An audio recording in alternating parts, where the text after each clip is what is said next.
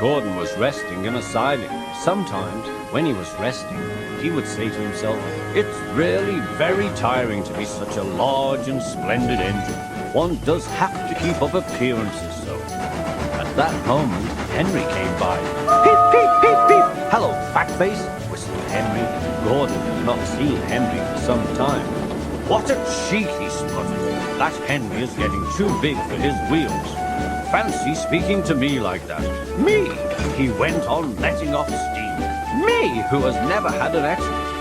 Percy heard Gordon's last remark, and he knew that it wasn't true. "On first safety valves accident?" Percy asked innocently. Gordon was very cross.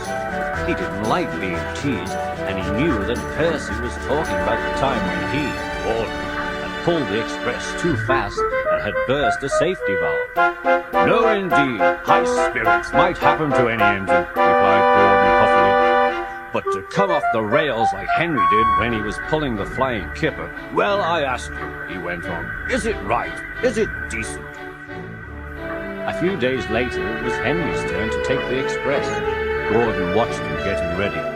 "Be careful, Henry," he said. "You're not pulling the flying kipper now. Mind you keep on the rails today." Henry snorted away. Gordon yawned and went to sleep.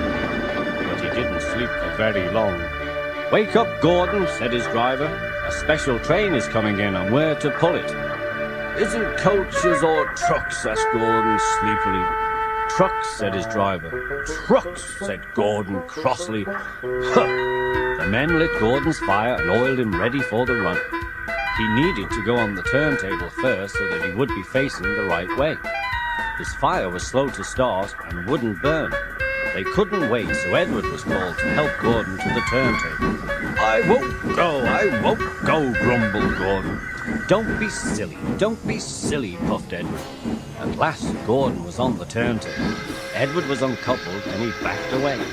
Gordon's driver and fireman jumped down to turn him around. The movement had shaken Gordon's fire so that it was soon burning nicely. Gordon was cross and he didn't care what he did. He waited until the table was halfway round and then his chance came. I'll show them, he hissed. He moved slowly forward. He only meant to go a little way, just far enough to jam the turntable and stop it turning. But his plan was going wrong. He couldn't stop himself. He slithered and slipped off the rails, down the embankment and settled in a ditch. Whoosh! He hissed. Get me out, he called. His driver and fireman came to see him. Not a hope, said his driver. You're stuck, you silly great engine. Don't you understand that? They telephoned the Fat Controller. He could see Gordon from his window. So, Gordon didn't want to take the special train of trucks and ran into a ditch, he answered from his office. What's that you say? He went on. The special's waiting? Well, tell Edward to take it, please. And Gordon? Oh, leave him where he is. We haven't time to bother with him now. So there was Gordon stuck in the ditch. Over on the other side, some little boys were chattering. Cue, they called. Doesn't he look silly? They'll never get him out. Then the boys began to sing. Silly old Gordon fell in a ditch, fell in a ditch, fell in a ditch. Silly old Gordon fell in a ditch, all on a Monday morning. Gordon lay in the ditch all day. A family of frogs croaked at Gordon as he lay in the mud. Oh dear, he thought, I shall never get out. But that evening the men brought floodlights. They used powerful jacks to lift Gordon and made a road of sleepers under his wheels to keep him out of the mud. Strong wire ropes were fastened to his back end, and James and Henry, pulling hard, at last managed to bring Gordon back to the rails.